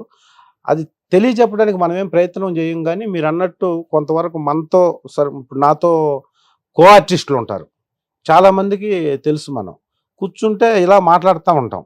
ఓకే, సెట్లో నాకు తెలిసినంత వరకు మనకి ఎక్కడ బ్యాడ్ నేమ్ లేదు ఇండస్ట్రీలో. అలా అని చెప్పేసి ఓహో అతనికి ఇచ్చేసి మనం ప్రమోట్ చేద్దామని కూడా అనుకోకపోవచ్చు ఎవరు. బట్ ఇవ్వద్దు, అతను వేస్ట్, అతనికి ఇవ్వకూడదని నాకు తెలిసి అయితే ఎవరు అనుకోరు. మన వల్ల ఏ ఉపయోగం లేదు కాబట్టి ఇస్తే ఏంట్లే అని అనుకోని లైటర్ వేలో ఉండొచ్చు. కానీ ఎవరన్నా ఇద్దాం అనుకున్నప్పుడు అతనికి వద్దు అనే మాట మాత్రం ఎక్కడ రాదు అని నేను ఫీల్ అవుతున్నా. అంటే ఇప్పుడు మీ కాంబినేషన్స్ అన్ని డూమ్ డామ్ గానే ఉంటాయి కాబట్టి, ఎక్కువ కొట్టుకునే సీన్లు, కొట్టించుకునే సీన్లు, మీరు కొట్టే సీన్లు ఉంటాయి కాబట్టి, ఇలాంటి సీన్లు ఉన్నప్పుడు మంచి మంచి మెమరబుల్ మూమెంట్స్ భలే ఉంటాయి హీరోస్ తో. నేను ఒక్కొక్క హీరో చెప్తాను, ఆ ఫైట్ సీక్వెన్స్ కావచ్చు, ఆ సినిమాకి సంబంధించిన దాంట్లో అసలు ఫన్నీగా ఇప్పుడన్నా ఎదురు పండగ నవ్వుకునే ఒక సీన్ అంటే అలా గుర్తొచ్చేస్తుంది. ఫస్ట్ మహేష్ బాబు గారు అంటే ఏమని చెప్తారు? మహేష్ బాబుతో నేను ఎక్కువ సినిమాలు చేయలేదు, ఒక్కడు చేశాను. తర్వాత ఈ మధ్య రీసెంట్ గా మహర్షి చేశాను. ఓకే, మహర్షిలో మంచి మంచి క్యారెక్టర్ చేశాను, మంచి డైలాగు. తనతో ఒక్కడంటే నేను బిగినింగ్ 2001లో అప్పుడు నువ్వు నేను ఒక్కడు దిల్ కంటే ముందు చేసిన సినిమా అది. ఓకే, అప్పుడు అంత మనకి ఇంటరాక్షన్ లేదు. మహేష్ బాబు గారు కూడా చాలా సిగ్గుపడతా ఉండేవాళ్ళు అప్పుడు. ఓకే, సో మహర్షిలో మంచి డైలాగ్స్ తనతో ఉన్నాయి. ఒక విలేజర్ క్యారెక్టర్ చేశాను నేను. ఆయన అసలు ఒకటే షాట్లో చెప్పేసి వెళ్ళిపోతాడు. ఓకే, మంచి ఆర్టిస్ట్ అని నేను చెప్పేది ఏముందిలే కానీ మంచి కాంబినేషను, బాగా రెస్పెక్ట్ చేస్తాడు. చాలా జోక్స్ అంటే నేను ఎంత సీరియస్గా ఉన్నా కూడా జోక్ చేసేస్తాడు ఫస్ట్ నా మీద. ఓకే. జోక్ చేసేసి ఆ మొత్తం అట్మాస్ఫియర్ హోమ్లీగా చేసి తర్వాత సీన్ చేస్తారు. కాబట్టి అసలు ఏ టెన్షన్ ఉండదు. ఓకే. సో ఆయనలో మీకు బాగా నచ్చే ఒక మంచి క్వాలిటీ అంటే ఏమని చెప్తారు? సిన్సియారిటీ వచ్చేస్తాడు, షార్ట్ చేసాడంటే వెళ్ళిపోతాడు. సో సెట్ లో పెద్ద చిన్న ఆర్టిస్టులు ఏమి ఉండదు, అందరితో ఒకేలా ఉంటాడు. అంటే ఎవరితో ఇదెవరు ఒక మహేష్ బాబు కదా, అందరికీ ఇప్పుడు వాళ్ళు ఇన్ని సంవత్సరాల నుంచి స్టార్ రేంజ్ లో ఉన్న ప్రతి హీరోకి అది కామన్ క్వాలిటీ. ఎవరిని తీసుకున్నా కూడా అంత హార్డ్ వర్క్ ఉంటుంది, డెడికేషన్, సిన్సియారిటీ, అందరితో కలిసిపోయే నేచర్ ఉన్నప్పుడే ఆ సీన్లు అంత బాగా వస్తాయి, అంత పెద్ద హిట్ అవుతాయి సినిమాలు. ప్రభాస్ గారు అంటే ఏమని చెప్తారు? ప్రభాస్ చాలా సినిమాలు చేశారు. ప్రభాస్ తో నేను మిర్చి చేసే చాలా గ్రేట్ ఎక్స్పీరియన్స్. మిర్చిలో నాకు ఒక మెమరబుల్ ఎక్స్పీరియన్స్ ఏంటంటే, ఒక సీన్ లో ప్రభాస్ గురించి ఒక ఆర్టిస్టు చెప్తాడు, వచ్చాడు 6 అడుగుల హీరో ఇక మమ్మల్ని అంతా కాపాడుతాడని ఒక పెద్ద ఎమోషనల్ డైలాగ్ చెప్తాడు. అవును. ఆ డైలాగ్ కి ఆ చెప్పిన ఆర్టిస్టు 6'5" ఉంటాడు హైట్, తమిళ్. ఆయన పక్కన నేను ఇక్కడికి వచ్చాను ఆయనకి. ఓకే. హెవీ ఎమోషన్ డైలాగ్, చాలా ఎమోషన్. వచ్చాడు ఎవడొస్తాడు అనుకుంటే 6 అడుగుల మా వారసుడు వచ్చాడు, ఇక్కడి నుంచి మమ్మల్ని ఎవడేం, హెవీ డైలాగ్ చెప్తాడు తను. నేను పక్కన ఉన్నా, హెవీగా ఏం చేసినా ఆనట్లేదు, ఎందుకంటే తను చాలా హైట్. ఏం చేయాలని చెప్పేసి ఆ డైలాగ్ అన్నప్పుడు నేను లాస్ట్లో ఎండ్ ఫినిషింగ్కి వచ్చినాక అన్నాను, ఇట్లా అన్నాను. అది మానిటర్ టేక్ ఓకే అయిన తర్వాత ప్రభాస్ గారు కూర్చొని మానిటర్ చూస్తూ అందరూ మెయిన్ అసలు డైలాగ్ ఎలా వచ్చింది, ఎలా చెప్పాడని కాన్సన్ట్రేషన్, ఈవెన్ డైరెక్టర్తో సహా. ప్రభాస్ గారు చూశాడు నన్ను, చూసి నేను అక్కడ వీళ్ళంతా మానిటర్ చూస్తున్నాను, టేక్ ఎక్కడైతే జరిగింది అక్కడే ఉన్నాను నేను. ఇక్కడి నుంచి పెద్దగా దిల్ సూపర్ అని ఇక్కడి నుంచి చెయ్యాలంటే నేను పరిగెత్తుకుంటా వచ్చి చెయ్యాల కొట్టాను. ఓకే. సో ఆ రేంజ్ లో ఉన్న హీరో ఒక చిన్న బిట్టికి చూసి అంత యాంగ్జైటీగా అంత ఆనందంగా ఏ హీరో చెప్పరు జనరల్ గా. ఇప్పుడు ఇంటర్నేషనల్ స్టార్ అయిపోయారు కదా, ఎలా ఉంది అప్పటికి ఇప్పటికి ప్రభాస్ గారు అంటే సేమ్ అలానే ఉన్నారా? ఇప్పుడు కలిసి అంతే, ఏం చేంజ్. నేను కొంచెం తగ్గున్నారు. నేను అంత రేంజ్ ఏంటి అని చెప్తాడు ఆయన. అంత మంచి వ్యక్తి, గ్రౌండ్ టు ఎర్త్. ఓకే. చాలా గోల్డెన్ బిహేవియర్. ఎన్టీఆర్ గారితో నేను బృందావనం చేశాను, రవసా చేశాను. బృందావనంలో తనకి నాకే ఫైట్ ఉంటుంది. ఆ ఊరోడీడు అని ఒక అమ్మాయిని తీసుకెళ్ళిపోతే ప్రకాష్ రాజ్ ఇంట్లో మంచి ఇది ఉంటుంది. అస్సలు ఈ జూనియర్ ఎన్టీఆర్ గురించి చెప్పాలంటే రవసలో ఫైట్ ఉంటుంది, నాకు అతనికి ఫైట్ ఉండదు, నాకు హీరో గారికి ఫైట్ ఉంటుంది రవసలో. దీంట్లో డైలాగ్ తర్వాత వచ్చి నన్ను కొడితే మొత్తం ఇదైపోయి కింద పడతాను. 2 కాంబినేషన్ ఆయనకి. ఫైట్ కానీ, ఇది అందరూ చెప్పింది, ఫైట్ కానీ, డ్యాన్స్ కానీ, డైలాగ్ కానీ, నో వన్ మోరు. కెమెరా దగ్గరకు వస్తున్నప్పుడు కెమెరా అవుట్ ఫోకస్ కూడా డైలాగ్ చెప్తూ అవుట్ ఫోకస్ అయింది, 1 more అని కూడా చెప్పగలిగినంత నాలెడ్జ్ ఉన్న హీరో. ఓకే. అస్సలు అలా చూస్తూ ఉంటాం ఆయన చేస్తుంటే. జూనియర్ ఎన్టీఆర్ గారు ఏది చేస్తున్నా మనం అలా ఉన్నామంటే లిటరల్గా అన్నీ మర్చిపోయి చూస్తుంటాం. అంత ఆయనకి అది గాడ్ గిఫ్ట్. జోయల్గా ఉంటారా సెట్లు అందరితో? జోయల్ అంటే కొంచెం రిజర్వ్డ్గా ఉంటాడు. తన పని వచ్చిందంటే మాత్రం ఫట్లాడిస్తాడు. అసలు ఎక్కడ ఇంత ఎనర్జీ, ఎక్కడ ఏది ప్రిపరేషన్ ఉండదు మళ్ళీ నాకు తెలిసినంత వరకు. ఓకే. డాన్స్ అయినా, ఫైట్ అయినా, డైలాగ్ అయినా on the spot. The one and only NTR. అస్సలు అది గాడ్ గిఫ్ట్ అంతే. సూపర్. అల్లు అర్జున్ గారు ఇప్పుడు పుష్ప 2 జరుగుతుంది. ఎలా ఉండబోతుంది? అందరూ భారీ ఎక్స్పెక్టేషన్స్ పెట్టుకున్నారు, పుష్ప 1 కన్నా మించి ఉంటుంది అని. అదే మించుంది, ఇంక మించి అంటే ఏమిటో అర్థం కావట్లేదు మాకు. లేదు, ఉంటది. నేషనల్ భారతదేశానికి టచ్ అవుద్ది సినిమా. ఏమీ చెప్పకూడదు, ఏమీ తెలియదు కూడా, తెలిసినా కూడా ఏం చెప్పకూడదు కాబట్టి. ఎందుకంటే జస్ట్ ఒక 10 days 15 days ఉంది అంతే రిలీజ్ కి. సో మంచి క్యారెక్టర్ చేశారా? నేనా? ఓకే. రావు రమేష్ గారి పక్కన ఉంటది ఒక ముస్లిం గెటప్ లో క్యారెక్టర్. 3rd part కూడా ఉంది, 3rd part కి వెళ్తుంది కాబట్టి కదా. పుష్ప 3 కూడా ఉందా? ఉందా అని అంటున్నారు. కంక్లూడ్ చేయట్లేదు, అందుకే గడ్డం తీయట్లేదు ఆయన. అది ఎప్పుడు చేస్తారో తెలియదు కానీ ఇప్పుడు ఉన్న టాక్ అది. సో డెఫినెట్ గా సినిమా తెలుగు ఇండస్ట్రీ క్రేజ్ ని ఇంకొక లెవెల్కి ఇంకొక స్టెప్ తీసుకెళ్లే సినిమా అవ్వాలని కోరుకుంటున్నాం అందరం, మీరైనా నేనైనా. సో బన్నీని ఆ గెటప్ లో చూసినప్పుడు ఏమనిపించింది? పుష్ప 1 చూసినప్పుడు ఆబ్వియస్లీ ఓకే, Yeah. అది బన్నీ తప్పితే వేరే వాళ్ళని ఊహించుకోలేం ఆ క్యారెక్టర్ కి. బన్నీకే యాప్ట్ అయిపోయింది పుష్పరాజ్ రోల్. Yeah. పుష్ప 2 లో మీరు సెట్ లో చూసారు కాబట్టి, సో పుష్ప 1 యాక్టింగ్ వేరే లెవెల్, పుష్ప 2 యాక్టింగ్ అంటే అండ్ సీన్స్ కావచ్చు, అసలు మైన్యూట్ థింగ్స్ కూడా, మైన్యూట్ గా చిన్న చిన్న వీటిని కూడా చాలా పట్టుకొని చాలా డైలాగ్ చెప్పే దాంట్లో అంత కేరింగ్ నేను ఏ సినిమాకి చూడలే. Hmm. నేను చేసే సినిమాల్లో చాలా కేరింగ్ గా చేస్తున్నారు సినిమాని. ఓకే, మైన్యూట్ థింగ్స్ ను కూడా ఎలివేట్ చేయడం కోసం పడే తపన Hmm. చిన్న అవసరం లేదు అనిపిస్తుంది మనకి, కానీ ఆ కెమెరాలో దాన్ని పట్టుకొని దానికోసం గంటలు గంటలు ఆ చిన్న ఏదో రావాలి అనే దానికోసం పడుతున్న తపన చూస్తే డెఫినెట్గా ఈ సినిమా ఒక రేంజ్ అసలు ఈ సినిమే ఉండాలి దేశంలో అన్న ఫీలింగ్ వస్తుంది మాకు. అంతే, అంత కష్టం చూస్తున్నాం మేము సెట్లో. సో అన్ని సినిమాల రికార్డులని తిప్పి కొట్టి తెలుగు ఇండస్ట్రీని ఇంకొక స్టెప్ పైన తీసుకెళ్లి కూర్చోబెడితే మన హీరోలందరికీ, మన ఇండస్ట్రీ క్రెడిబిలిటీ అది అలా రావాలి. అలా వచ్చేదానికి అవకాశం ఉన్నంత కష్టం పడుతున్నారు అందరూ.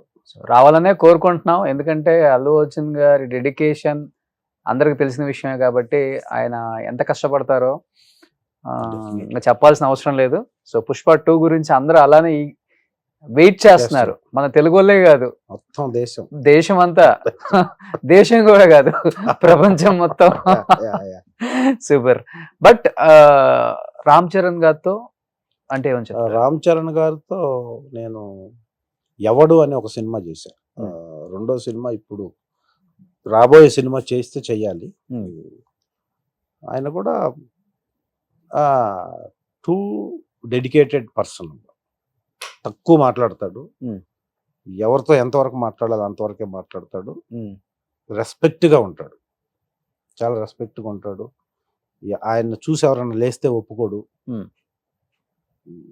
చాలా అంటే మనకి ఇప్పుడు పవన్ కళ్యాణ్ గారి లాగా ఎదుట ఉన్న వ్యక్తి కూడా నాలాంటి మనిషే కదా అన్న ఫీలింగ్ ఎప్పుడూ ఉంటుంది పవన్ కళ్యాణ్ గారికి ఎక్కువ ఉంటుంది.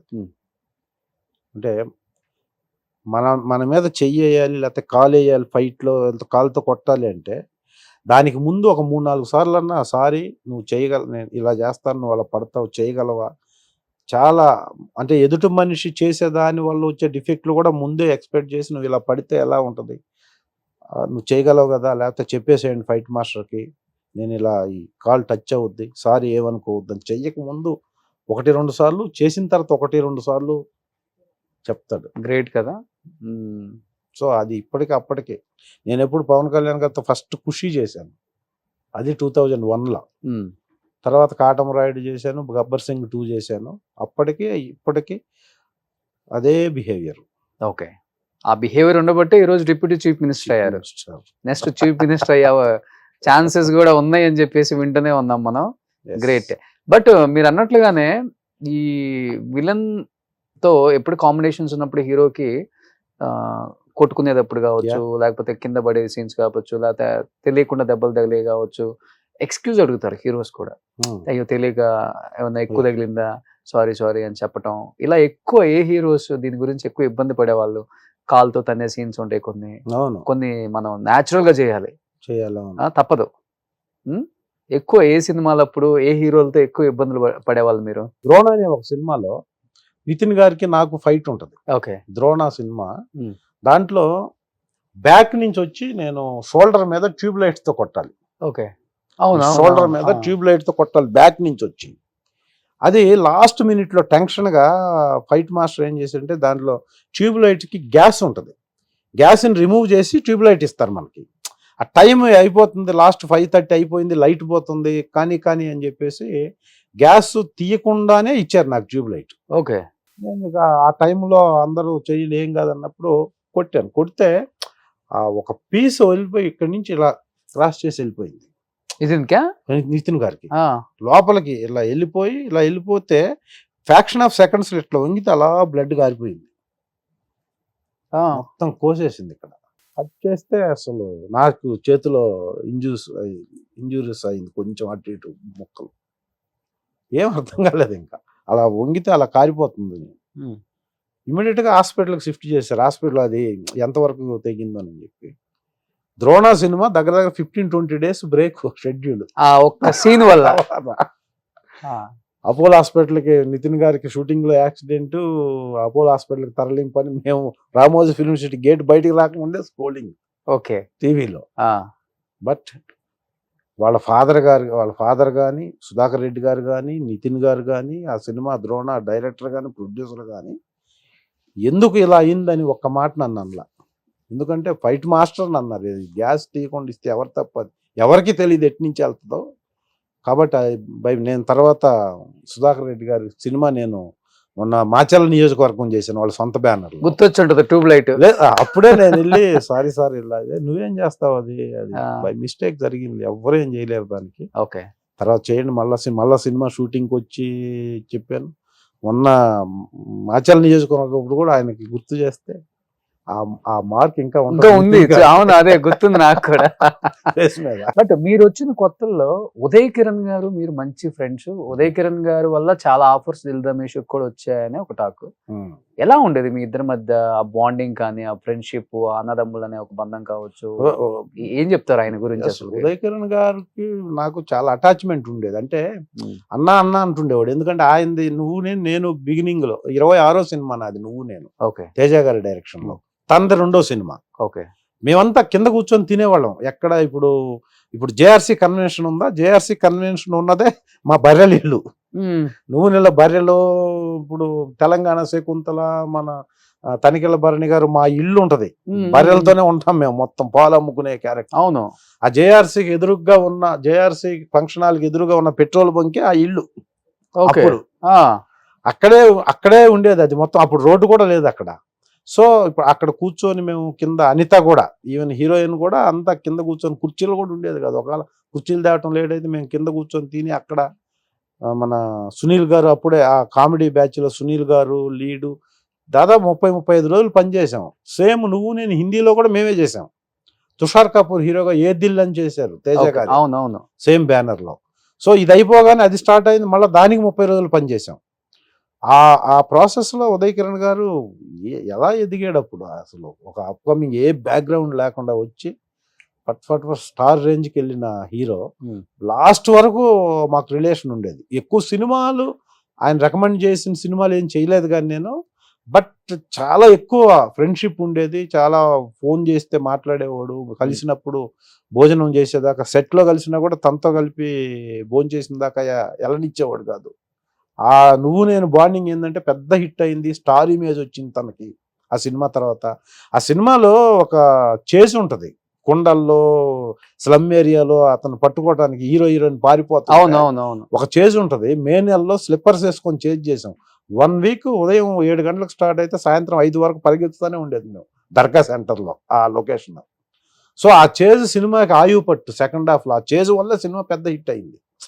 అది కలిసిన ప్రతిసారి అది గుర్తు చేస్తుండే, ఏం పరిగెత్తారు. ఆయనకేమో ట్రూ హీరోకి యంగ్ చాపు, మాకేమో స్లిప్పర్లు, నిక్కర్లు, ఎండ, అలా పరిగెత్తే. అయినా కూడా షార్ట్ ఎండ్కి వెళ్ళేసరికి ఆయన కవర్ చేసి కొట్టే రేంజ్కి వెళ్ళాలి మేము. తేజ గారు అసలు ఒప్పుకునేవాళ్ళు కాదు. మీరు ఏం చేస్తారు నాకు తెలియదు, కెమెరా ఎడ్జ్కి వచ్చేసరికి కవర్ చేయాలి, మీరు హీరో గారికి రావాలని డిస్టెన్స్లో నిలబెట్టేవాళ్ళు. అయినా కూడా కష్టపడే చేస్తే ఆ చేసే సినిమాకి హైలైట్ అయింది. ఆ రికార్డ్ ఎప్పుడు ఉండేది ఉదయ్ కిరణ్ గారు లాస్ట్ వరకు. అసలు బట్ అంత క్లోజ్ ఉండేవాళ్ళు, అన్న అనేవాళ్ళు కదా. బట్ చనిపోయే మూమెంట్ లో ఏమన్నా కాల్ చేసి మాట్లాడటం తెలియదు. అప్పుడు డిప్రెషన్ లోకి వెళ్ళాను, కొంత ఇబ్బందిగా ఉంది అని వెల్ విషెస్ తో చాలా మందికి ఫోన్ చేసి మాట్లాడారు ఆయన అని చెప్పి. ఫోన్ చేశారన్నా? అసలు లేదు, మీరు ఫోన్ చేయటం కానీ? ఎందుకంటే అప్పటికే రేంజ్ వెళ్ళిపోయింది టాప్ కి. వెళ్ళి కలిసి అసలు అన్న ఏం చేస్తున్నారు ఏంటి, అల్యూమినియం ఫ్యాక్టరీలో ఎక్కడన్నా వేరే షూటింగ్ లో ఉన్నప్పుడు కలిసిన, అసలు మనం ఫోన్ చేసే ఇప్పుడు మీతో ప్రాక్టికల్గా మాట్లాడాలి. మనం ఫోన్ చేస్తే పెద్ద హీరో అయిపోయాడు, మనం ఫోన్ చేయకూడదు, వెళ్తే పర్సనల్గా కలవాలి అనే ఫీలింగ్ నాది. సో ఆ ప్రాసెస్లో ఎప్పుడన్నా కలిస్తే, షూటింగ్లో కలిసినప్పుడు రెస్పెక్ట్గా అన్న రాన్న ఎక్కడ ఉన్నావన్నా ఏం చేస్తున్నావు అంటే మాట్లాడటం తప్ప ఫోన్ చేసి మాట్లాడే అంత కమ్యూనికేషన్ లేదు చివర్లో. ఎందుకంటే టాప్ రేంజ్కి వెళ్ళి తర్వాత మళ్ళీ పడిపోయారు కదా అప్పుడు.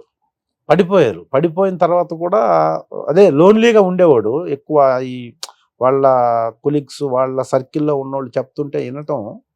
సో మళ్ళీ వస్తాయి, మళ్ళీ సినిమాలు వస్తాయి, మళ్ళీ బ్రహ్మాండంగా ఒక హిట్ పడితే బ్రహ్మాండంగా మళ్ళీ ఆ పొజిషన్ వస్తుంది అనుకుంటుండేవాళ్ళం. మరి సూసైడ్ చేసుకుంటారు అనుకున్నారు మీరు అసలు? అస్సలు నాకు ఉదయ్ కిరణ్ గారు, శ్రీహరి గారు ఇప్పటికి అనుకున్నా కూడా నా మిరాకిల్ డెత్స్ అది రెండు. అవును.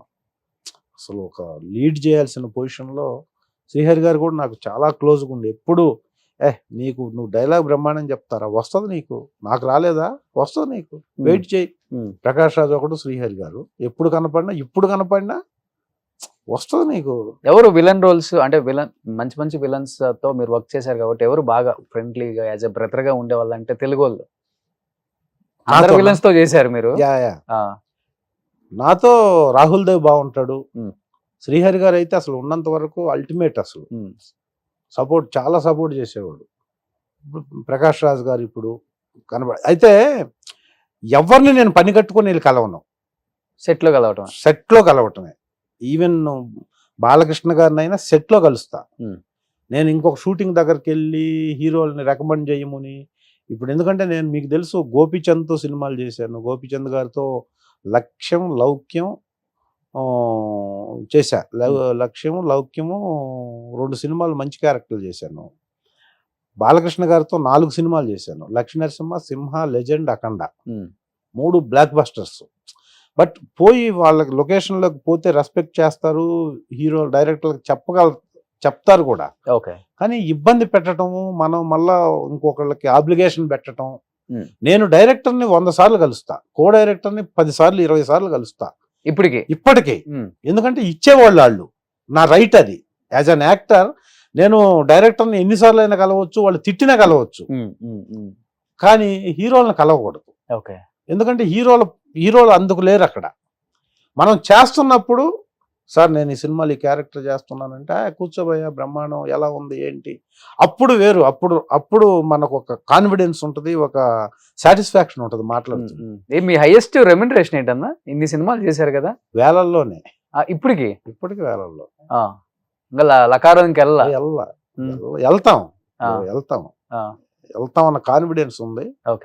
బట్ ఇంకొకటి ఏంటంటే నేను స్ట్రాంగ్ గా బిలీవ్ చేసేది ఏంటంటే ఇది తగ్గకుండా ఉంటే చాలు. ఇది తగ్గకుండా ఉంటే హ్యాపీ. ఎందుకంటే నేను ఇలా ఉండే కదా ఇలా ఉన్నాను. ఇప్పుడు ఫైనాన్షియల్ గా కానీ హెల్తీగా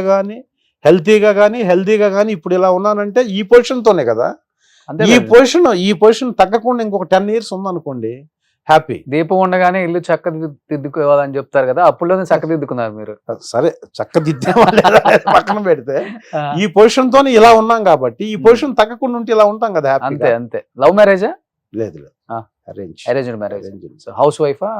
తన మా Mrs house wife. Okay.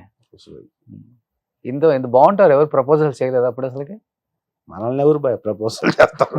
Villains ఎవరు చేస్తారంటారా? విలన్స్ రియల్ లైఫ్ లో చాలా సాఫ్ట్ సెన్సిటివ్ అంటారు. అవును, అంటే బై ఇది ఎవరైనా ఇప్పుడు ఆ క్యారెక్టర్ ని డిఫైన్ చేస్తుంది, నేచర్ డిఫైన్ చేస్తుంది అంటారు చూసారు మనిషికి.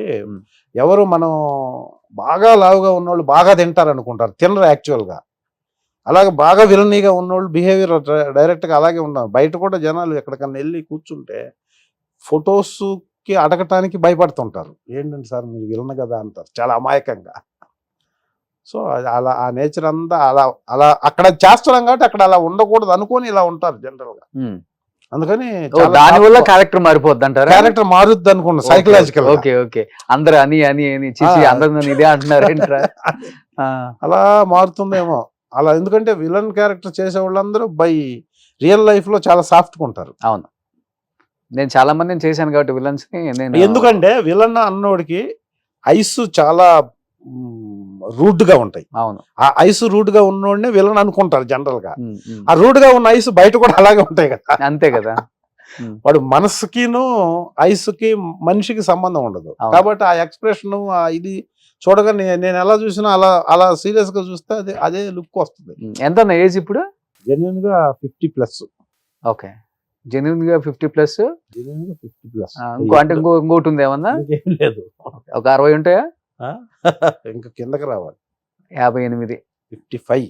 బాగానే మెయింటైన్ చేస్తున్నారు కదా అంటే ఇప్పుడు రోల్. రేపు పొద్దున్న రోషన్ డైరెక్టర్ అయ్యాడు అనుకో, ఎవరన్నా దిల్ రమేష్ అని పేరు చెప్తా బానే ఉంటాడు, ఆడికి ఇవ్వచ్చు ఏదన్నా ఇంకా క్యారెక్టర్ కర్ర ఏం పట్టుకోలేదు. అందులో ఇప్పుడు అసలు 1 year డైరెక్టర్ బ్యాక్ అయిపోతే ఇంకా బ్యాక్ అయిపోతున్నారు. ఇప్పుడంతా యంగ్ జనరేషన్ అసలు అవును. డైరెక్టర్స్ చాలా ఎక్కువ మంది ఉన్నారు తెలుగు ఇండస్ట్రీలో సక్సెస్ఫుల్ డైరెక్టర్స్. వాళ్ళందరి దగ్గరికి మేము రీచ్ అవుతున్నామంటే అఫ్ కోర్స్ ఏదన్నా ఇస్తే చేయగలడు అన్న ఫీలింగ్ వాళ్ళకి, ఫిట్నెస్ డెఫినెట్ గా మెయింటైన్ చేయాలి. ఎన్ని అవర్స్ చేస్తారు జిమ్ డైలీ?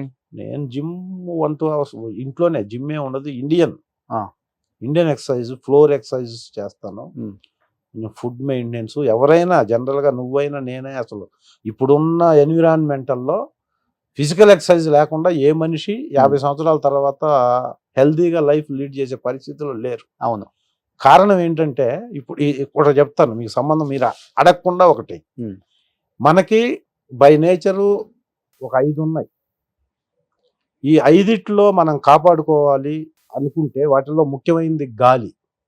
మనకు ఫ్రీగా వచ్చే గాలి చెట్ల నుంచి వస్తుంది, అందరికీ తెలుసు. అవును.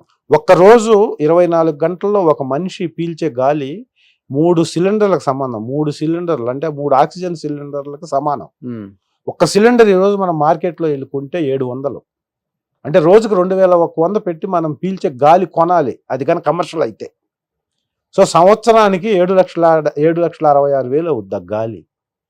భారతదేశంలో ఇప్పుడు ఆయు ప్రమాణం సైంటిఫిక్ దీని ప్రకారం 65 సంవత్సరాలు అనుకుంటే, అవును, ఒక మనిషి నార్మల్ గా బ్రతకడానికి 5 కోట్లు పెట్టి ఈ గాలి కొనాలి మనం. ఇందాక నేను చెప్పిన కొమర జాజి అనే వ్యక్తి చేస్తున్నది ఆ ప్యూర్ గాలి, ఆ ప్యూర్ గా ఉండే ఎయిర్ లేక ఢిల్లీలో చాలా కష్టపడుతున్నారు. పొల్యూషన్ హైదరాబాద్ లో కూడా మనం ఒక షార్ప్గా ఆఫీస్ టైమింగ్స్ లో మనం ఇప్పుడు నేను ఇక్కడికి మా ఇంటి దగ్గర నుంచి ఇక్కడికి రావడానికి 9 కిలోమీటర్ల డిస్టెన్స్, 1:15 పట్టింది. ఈ 1:15 బైక్ మీద వచ్చే వాళ్ళ పరిస్థితి అయితే, టైం బాగుంది, మీరు తొందరగా వచ్చారే. అంత టైం బైక్ మీద, కార్లో వచ్చేవాళ్ళు కొంత కంఫర్ట్, కొంతవరకు. బైక్ మీద వెళ్తుంటే ఎంత కార్బన్ డైఆక్సైడ్ వెళ్ళిపోద్ది లోపలికి. అందువల్లే ఈ మొత్తం వోకల్ కార్డ్స్, లంగ్స్ అంతా పోయి శ్వాసకోశ సంబంధ వ్యాధులు. అవును. సో మనం దీన్ని బట్టి ఏం చేయాలంటే, ఒక కొమరజాజి అనే వ్యక్తిలాగా మనం కూడా వీలైనప్పుడు కనీసం మొక్కల్ని పెంచకపోయినా పర్లేదు కానీ మొక్కల్ని నరకకూడదు. చెట్లను నరకటం అనేది కొంతవరకు, వాకింగ్ కూడా మంచిగా చెట్లు ఉన్న ప్లేస్ లో చేస్తే చాలా మంచిది. Yes, super. ఎనీహౌ 2024లో ఏం ప్రాజెక్ట్స్ రాబోతున్నాయి, ఏం చేయబోతున్నారు కొత్తవి? ఇంకా దేవకీ నందన వాసుదేవ, మన గల్లా అశోక్ గారు మాకు జంజాల అర్జున్ అని సోదర సమానుడు. ఫస్ట్ పుష్ప చెప్తారు అనుకున్నాను, మీరేంటి ఇది ముందు వస్తుంది కదా అది. దాని తర్వాత పుష్ప అంటే గొప్ప క్యారెక్టర్ కాకపోయినా ఒక గొప్ప సినిమాలో ఒక మంచి అవకాశం ఉంది. దాదాపు 2 సంవత్సరాల ప్రాజెక్ట్ లో మేము దాంట్లో భాగస్వాములుగా ఉన్నాం. పార్ట్ ఆఫ్ దిస్ ఫిలిం అంటే ఎంత హ్యాపీనెస్ ఇస్తుంది. I'm part of this film. Pushpa 2 ఒకటి ఉంది. దానికంటే దాని తర్వాత శ్రీ విష్ణు గారిది ఒకటి జరుగుతుంది, గీతా ఆర్ట్స్. సాయి ధర్మ తేజ్ ఒక ప్రెస్టీజియస్ ప్రాజెక్టు, దాదాపు more than 100 crores ప్రాజెక్టు ఒకటి జరుగుతుంది ఇప్పుడు. తర్వాత వీటన్నిటికంటే ముఖ్యంగా సూపర్ క్యారెక్టర్ ఒకటి, కిరాత్ అర్జున అని ఒక సినిమా జరుగుతుంది. కిరాత్ అర్జున్య, ఆ సినిమా కేజీఎఫ్ కి సలార్ కి అసోసియేట్ గా పనిచేసి ఇప్పుడు డైరెక్షన్ చేస్తున్నాడు. ఒక యంగ్ గై. ఆ సినిమాలో ఒక మెయిన్ ఒక విలేజ్ ని కాపాడే ఒక టెరిఫిక్ క్యారెక్టర్ చేస్తున్నా. అవి కాకుండా ఇప్పుడు ఇంకా రాబోయేది, మా ఏదైనా సంవత్సరంలో ఒక డజన్ మూవీస్ చేతిలో ఉంటాయి, చెయ్యాలి, బతకాలి కదా. ఏ పని లేకుండా ఇదే పనిగా పెట్టుకొని ఇక్కడ హెల్దీగా బ్రతుకుతున్నామంటే, చాలా మంది డైరెక్షన్ డిపార్ట్మెంట్ లోను డైరెక్టర్స్ గా ఉండి ఇప్పటికీ నన్ను ఎంకరేజ్ చేస్తున్నారు కాబట్టి నేను ఇంకా లైవ్ లో చాలా క్యారెక్టర్స్ చేయగలుగుతున్నాను. సూపర్. ఎనీహౌ మంచి క్యారెక్టర్స్ చేస్తూ ఇలానే దిల్ రమేష్ అన్న ఇంత ఫిట్ గా హ్యాపీగా ఉండాలని మనస్ఫూర్తిగా కోరుకుంటున్నాను. And first of all Pushpa 2 release అవబోతుంది కాబట్టి, సో ప్రపంచవ్యాప్తంగా ఎంతో మంది వెయిట్ చేస్తున్న ఒక సినిమా ఏదైనా ఉందంటే అది పుష్పరాజ్ గురించి. సో ఆ సినిమాలో కూడా మంచి క్యారెక్టర్ చేశారు కాబట్టి. అండ్ 2024-25 మంచి సినిమాలు చేయాలి, మంచి పేరు రావాలి. తొందరలో మిమ్మల్ని సింగిల్ విలన్ గా ఒక సినిమా చూడాలని మనస్ఫూర్తిగా కోరుకుంటున్నాం. థ్యాంక్ యూ భయ్యా. సింగిల్ విలన్ గా రాకపోయినా ఒక తెలుగు ఇండస్ట్రీలో నా పర్సనల్ ఒపీనియన్ అంటే ఇక విలన్ గా ఒకవేళ ఎవరైనా ఇచ్చినా కూడా ఎక్కువ కాలం దాంట్లో సస్టైనబిలిటీ ఉండదు. అవును, ఒక మంచి క్యారెక్టర్ ఆర్టిస్ట్ గా టర్న్ అయ్యి యాత్ర తర్వాత ఇప్పుడు నేను అలా ఎమోషన్ ఉన్న క్యారెక్టర్స్ చాలా చేస్తున్నాను. ఓకే. లాస్ట్ అండ్ ఫైనల్ ఒక మంచి డైలాగ్ చెప్పొచ్చు కదా. చెప్పాలి. రోషన్ ఇంటర్వ్యూకి వెళ్తున్నానంటే చాలా మంది పెద్ద వ్యూవర్షిప్ ఉంది, అసలు దాంట్లో నీకు వచ్చే ఇది వేరేగా ఉంటుందని చెప్పారు. ఓకే. ఎందుకంటే నేను చాలా చూశాను. ఎందుకు తెలుగులో వీళ్ళని మనం ఇంకా చూడలేము, వీళ్ళకి మనకు కనపడరు, అసలు యాక్చువల్గా ఇన్ఫ్యాక్ట్ ఉన్నారో లేదో కూడా తెలియని ఎంతో మందిని, మాకు ఇంక్లూడింగ్ మీ, నేను కూడా చూస్తున్నాను మీ ఇంటర్వ్యూ ద్వారా. అంటే వీళ్ళు ఈ లేడీ ఆర్టిస్ట్ ఎప్పుడో చూసాం మనం చిన్నప్పుడు, మంచి క్యారెక్టర్లో చూసాం అనుకున్న వాళ్ళందరినీ వాళ్ళని తెచ్చి చూపెట్టకపోతే అసలు ఉన్నారో లేదో కూడా తెలియని పరిస్థితిలో ఉన్న ఆర్టిస్టులని ఎవరైనా, ఇప్పుడు ఫైనాన్షియల్ గా చాలా బాగుండొచ్చు, అద్భుతమైన కోట్ల రూపాయలు ఉండి బ్రహ్మాండంగా హెల్తీగా లైఫ్, బట్ వాళ్ళు ఎక్కడున్నారో తెలియదు. వాళ్ళని చూపిస్తే ఒక ఫీల్. సినిమా అభిమానులకి, తెలుగు సినిమాని అప్పటి నుంచి ఇప్పటి వరకు ప్రేమించిన నాటి జనరేషన్, ఇప్పుడు 80-70 ఏళ్ళ వాళ్ళకి, వాళ్ళప్పుడు వాళ్ళు గ్లామర్ క్వీన్సో లేకపోతే వాళ్ళందరూ అప్పుడు అలా ఉన్నారా, ఇంకా ఉన్నారు వీళ్ళ, ఆ ముఖంలో వచ్చే వాళ్ళని చూడగానే వచ్చే ఫీల్ కోట్లతో సమానం. అలాంటి ఫీల్ మీ ఇంటర్వ్యూల ద్వారా చాలా మంది నేనే చూశాను. Thank you so much. So అప్పుడు ఆ ఇంటర్వ్యూస్ కి ఆ వ్యూవర్షిప్ నాలాంటి వాళ్ళకి కూడా వస్తుంది.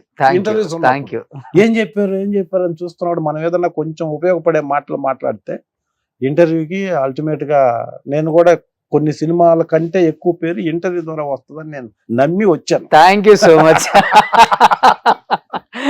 Thank you so much. ఒక డైలాగ్. ఎస్, నేను యజ్ఞం అనే సినిమా చేయటానికి ముందు దిల్ సినిమా చేశాను. యజ్ఞం అనే సినిమా రాయలసీమ బ్యాక్ డ్రాప్ లో వచ్చిన సినిమా అది. సో ఆ సినిమా ఆడిషన్కి వెళ్ళినప్పుడు నన్ను పిలిచి ఒక క్యారెక్టర్ ఉందన్నప్పుడు రవికుమార్ చౌదరి డైరెక్టర్ గారు, కోకూరు బాబురావు గారు ఆఫీసులో కూర్చోబెట్టి, ఈ మొత్తం సినిమా రాయలసీమలోనే ఉంటుంది, రాయలసీమ యాక్సెంట్ వచ్చిన వాళ్ళకే మా సినిమాలో క్యారెక్టరు, నువ్వు ఇంకో 10 రోజుల తర్వాత ఆడిషన్ స్టార్ట్ అవుతాయి, అప్పుడు వచ్చి రాయలసీమలో ఏదన్నా డైలాగ్ చెప్తే నీకు క్యారెక్టర్ ఇస్తాం, ఒక క్యారెక్టర్ ఉంది మంచి క్యారెక్టర్, దిల్లో చేసావు, దిల్లో బాగా ఎలివేట్ అయ్యావు కాబట్టి నీకు అనుకుంటున్నాం, బట్ నువ్వు ఆ స్లాంగ్లో డైలాగ్ చెప్పగలగాలి, చెప్తేనే నీకు ఇస్తాము అని చెప్తే నేను వచ్చి 1 వీక్ ఆ యాక్సెంట్ కోసం పడిన కష్టం మామూలు కష్టం కదా. అప్పట్లో టేప్ రికార్డులు ఉండేది, డైలాగ్స్ రాసుకొని ఆ యాక్సెంట్ని పట్టుకొని ఆపి మళ్ళీ చేసి 1 వీక్ తర్వాత మళ్ళీ ఆఫీస్కి వెళ్ళాను. సార్ నేను రాయలసీమలో ఒక యాక్సెంట్లో డైలాగ్ నేర్చుకున్నాను, మీకు చెప్తాను సార్, ఇష్టం అయితే మీరు నన్ను సపోర్ట్ చేయండి సార్ అంటే, ఆ డైలాగ్ విని నాకు యజ్ఞంలో క్యారెక్టర్ ఇచ్చారు, ఫుల్ లెంత్ క్యారెక్టర్. కష్టంగా నేర్చుకున్నారు, ఇప్పుడు ఇష్టంగా చెప్పండి. ఏమిరా చంపేసిన అన్నే, ఎట్లా చంపినావురా వాడిని, ఏట కొడవలతో చంపేసినావా, సింహబొమ్మలతో ముక్కలు చేసినావా, రాని శవమో చీపులోనా తెచ్చిన ముందర పడేంటరా, అది గొంతు కొరికైనా కసి తీర్చుకుంటా. ఏమిరా మాట్లాడరు, అని శవం ముక్కలు అయిపోనాదా, తీసుకురా నీకు చిన్న ముక్కైనా మిగల్లేదా, అర్ధరేత్రి నుండి సూర్యుడు ఎప్పుడు వస్తాడా, నా కొడుకుల జీవులు ఎన్నడూ కానొస్తాయా అని దినాము మేడ మీద కూర్చొని ఆశతో ఎదురు చూస్తున్నారా, ఆడిని చంపే ఆని నెత్తులతో తడిసిన చేతులతో వస్తారనుకున్నా ఒట్టి చేతులతో వచ్చినారేమిరా,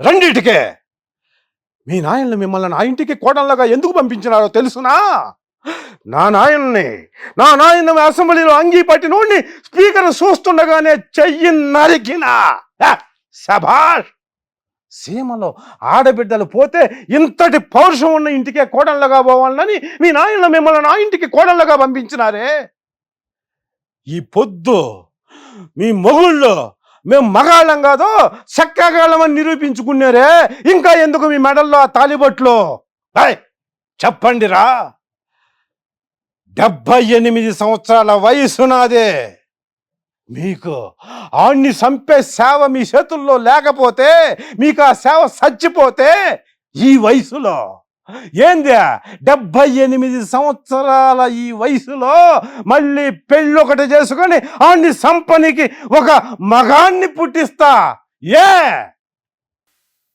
ఇది సమరసింహారెడ్డి అదే గుర్తొచ్చేసింది. అవన్నీ ఒక Great. చోటకు పేర్చి- నిజంగా ఒక్కసారి నాకు జయప్రకాష్ రెడ్డి గారు గుర్తొచ్చారు, గుర్తు చేసుకునే మంచి అవకాశం కల్పించారు. Yes, yes. గొప్ప నటులు అండి మన తెలుగులో, Yes. ఎంత మంది గొప్ప నటులు ఉన్నారు. ఓ మై గొప్ప గాడ్, నటుడు, గొప్ప హ్యూమన్ బీయింగ్ ఆయన. ఆయన ఒక Great. Head master, great. Teacher, head master. నాకు బాగా ఆయన ఒకడు. ఎక్కడ కనపడినా నాకు జైల్లో బండి ఉండేది.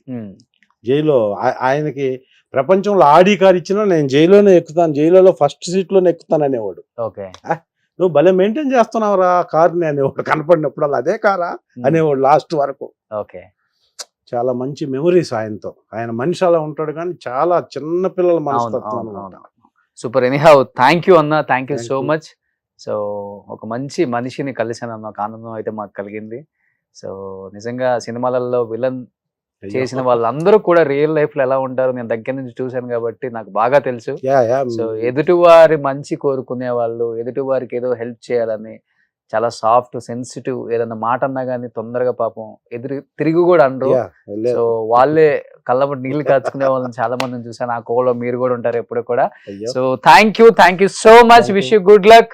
మంచి మంచి మూవీస్ you. చేయాలని మనస్ఫూర్తిగా కోరుకుంటున్నాం. Thank thank you you. So much. Final గా ఈ సుమన్ టీవీ ఇంటర్వ్యూకి నన్ను ఎంతో ఆప్యాయతతో, ఎంతో ఫ్రెండ్లీగా పిలిచి, ఈ నాకు ఎప్పటి నుంచో తెలిసిన భయ్యా భయ్యా అంటుంటాం మేము. సో ఈరోజు రోషన్ ఇంటర్వ్యూ ద్వారా మీ అందరికీ మళ్ళీ ఇంకొకసారి పరిచయం చేసిన సుమన్ టీవీ యాజమాన్యానికి, రోషన్ గారికి మనస్ఫూర్తిగా నేను ధన్యవాదాలు తెలుపుకుంటూ, నన్ను ఈ స్టేజ్కి తెచ్చి ఇక్కడ ఇంటర్వ్యూ చేసినందుకు అభినందనలు కూడా థ్యాంక్ యూ అన్న, థ్యాంక్ యూ సో మచ్ అన్న. Thank you. సుమన్ టీవీలో మీ పర్సనల్ అండ్ బిజినెస్ ప్రమోషన్స్ కోసం కింది నెంబర్కి కాంటాక్ట్ చేయండి.